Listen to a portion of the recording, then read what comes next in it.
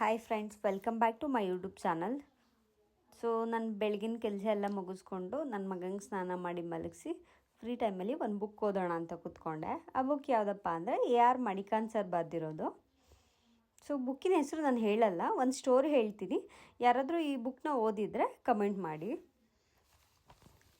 ಒಂದು ಪುಟ್ಟ ಗ್ರಾಮದಲ್ಲಿ ಅಪ್ಪ ಅಮ್ಮ ಮಗ ಇರ್ತಾರೆ. ಸೊ ಅವ್ರಿಗೆ ತುಂಬ ಬಡತನ ಇರುತ್ತೆ. ಕೂಲಿ ಕೆಲಸ ಮಾಡಿಕೊಂಡು ಅಪ್ಪ ದಿನ ಅಮ್ಮಂಗೆ ದುಡ್ಡು ತಂದು ಕೊಡ್ತಾಯಿದ್ದ. ದುಡ್ದು ಸಾಕಾಗಿ ಅಪ್ಪ ಕುಡಿತಾನೂ ಕಲಿತಾನೆ. ಸೊ ಸಂಜೆ ಆದರೆ ಸಾಕು ಮನೆಗೆ ಬರ್ತಿದ್ದ, ಮಗಳನ್ನ ಮಾತಾಡ್ಸಿದ್ದ, ಆಮೇಲೆ ಹೆಣ್ಣಂಗಡಿಗೆ ಹೋಗ್ಬಿಡ್ತಿದ್ದ. ಸೊ ಇಂಥ ಕಷ್ಟದಲ್ಲೂ ಅಮ್ಮ ಮಾತ್ರ ಮಗನ ತುಂಬ ಚೆನ್ನಾಗಿ ನೋಡ್ಕೊತಾ ಇದ್ರು. ಹಾಗೆ ಸಂದರ್ಭಕ್ಕೆ ತಕ್ಕಂತೆ ಒಂದೊಂದು ಸುಳ್ಳುಗಳ್ನ ಹೇಳ್ತಾಯಿದ್ಲು. ಆ ಸುಳ್ಳುಗಳ ಹಿಂದೆ ಅಮ್ಮನ ಕಷ್ಟ ಇತ್ತು, ಸೊ ಹಸುವಿತ್ತು, ಕಣ್ಣೀರಿತ್ತು.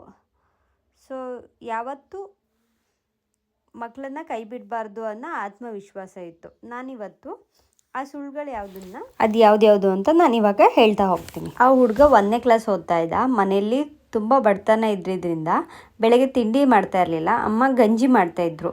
ಒಂದು ರಾಗಿ ಗಂಜಿ ಮಾಡ್ತಾಯಿದ್ರು, ಇಲ್ಲ ಅಕ್ಕಿ ಗಂಜಿ ಮಾಡ್ತಾಯಿದ್ರು. ಅಪ್ಪ ಬೆಳಗ್ಗೆ ಬೇಗನೆ ಎದ್ದು ಗಂಜಿ ಕುಟ್ಕೊಂಡು ಕೆಲಸಕ್ಕೆ ಹೋಗ್ತಾ ಇದ್ದ. ಸೊ ಮಗ ಏನು ಮಾಡ್ತಾಯಿದ್ದ, ರೆಡಿಯಾಗಿ ಸ್ಕೂಲ್ಗೆಲ್ಲ ರೆಡಿ ಆದಮೇಲೆ ಅಮ್ಮನ ಜೊತೆ ಕೂತ್ಕೊಂಡು ಗಂಜಿ ಕುಡಿತಾ ಇದ್ದ. ಮಗನಿಗೆ ಗಂಜಿ ಅಂದರೆ ತುಂಬ ಇಷ್ಟ. ಸೊ ಬೇಗ ಕುಡ್ಕೋತಾ ಇದ್ದ.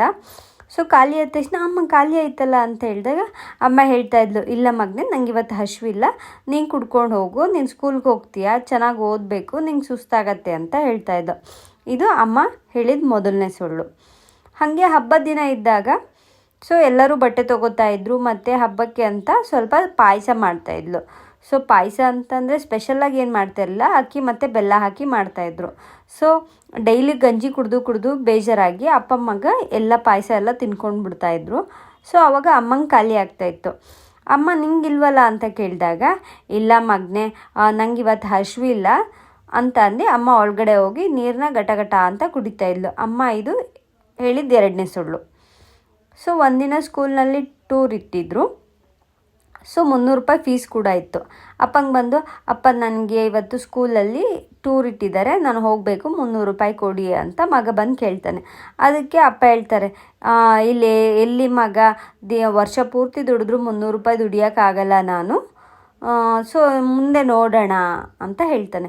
ಆವಾಗ ಅಮ್ಮ ಮಗನ ಕಷ್ಟನ ನೋಡಿ ಸೊ ರಾತ್ರಿ ಎಲ್ಲ ಬೀಡಿ ಕಟ್ತಾ ಇರ್ತಾಳೆ. ಯಾಕಮ್ಮ ನಿದ್ರೆ ಬಂದಿಲ್ವಾ ಅಂತ ಕೇಳಿದ್ರೆ, ಇಲ್ಲ ಮಗನೇ, ಮಧ್ಯಾಹ್ನ ಹೊತ್ತು ಮಲಗಿದ್ದೆ, ಸೊ ರಾತ್ರಿ ನಿದ್ದೆ ಬರ್ತಿಲ್ಲ, ನೀನು ಮಲ್ಕೋ ಅಂತ ಹೇಳ್ಬಿಟ್ಟು ಮಗನಿಗೆ 300 ರೂಪಾಯಿ ಜೋಡಿಸಿ ಟೂರಿಗೆ ಕಳಿಸ್ತಾಳೆ. ಸೊ ಇದು ಅಮ್ಮ ಹೇಳಿದ 3ನೇ ಸುಳ್ಳು. ಸೊ ಅವನು 7ನೇ ಕ್ಲಾಸ್ ಓದಬೇಕಾದ್ರೆ ಸ್ಕಾಲರ್ಶಿಪ್ ಅಂತ ಅವನಿಗೆ 100 ರೂಪಾಯಿ ಬರುತ್ತೆ. ಸೊ ಅದನ್ನು ಅಮ್ಮನ ಹತ್ರ ತಂದು ಕೊಟ್ಟಾಗ ಅಮ್ಮ ಕಣ್ಣೀರಿಡ್ತಾಳೆ. ತುಂಬ ಖುಷಿ ಆಗತ್ತೆ ಅಮ್ಮಂಗೆ.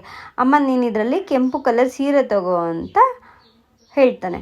ಆವಾಗ ಅಮ್ಮ ಹೇಳ್ತಾಳೆ, ನನಗೆ ಯಾಕಪ್ಪ ಸೀರೆ ಅಂತಂದು ಅಪ್ಪಂಗೆ ಮತ್ತು ಅವನಿಗೆ ಬಟ್ಟೆ ತಂದು ಕೊಡ್ತಾಳೆ. ನನ್ನ ಹತ್ರ ಇರೋದೇ ಸಾಕು ಅಂತ ಅಂದು ಹೇಳ್ತಾಳೆ. ಇದು ಅಮ್ಮ ಹೇಳಿದ 4ನೇ ಸುಳ್ಳು.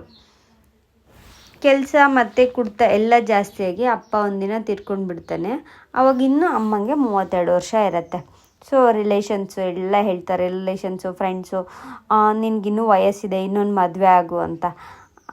ಆವಾಗ ಹೇಳ್ತಾಳೆ ಅಮ್ಮ, ಪ್ರೀತಿ ಪ್ರೇಮಕ್ಕೆ ನನ್ನ ಹತ್ರ ಜಾಗ ಇಲ್ಲ, ಸೊ ನಾನು ಯಾವ ಸೆಂಟಿಮೆಂಟ್ಗಳನ್ನೂ ಹಚ್ಕೊಂಡಿಲ್ಲ, ನನ್ನ ಆಸೆಗಳನ್ನೆಲ್ಲ ನಾನು ಬಚ್ಚಿಟ್ಕೊಂಡಿದ್ದೀನಿ ಅಂತ ಹೇಳ್ಬಿಟ್ಟು ಅಮ್ಮ 5ನೇ ಸುಳ್ಳು ಹೇಳ್ತಾಳೆ.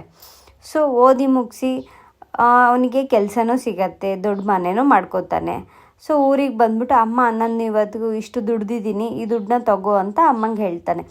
ಸೊ ಅವಾಗ ಅಮ್ಮ ಹೇಳ್ತಾಳೆ, ನನಗೆ ಏನಕ್ಕಪ್ಪ ದುಡ್ಡು, ನನ್ನ ಹತ್ರನೇ ಇದೆ ಸಾಕಷ್ಟು. ಇದು ಅಮ್ಮ ಹೇಳಿದ 6ನೇ ಸುಳ್ಳು.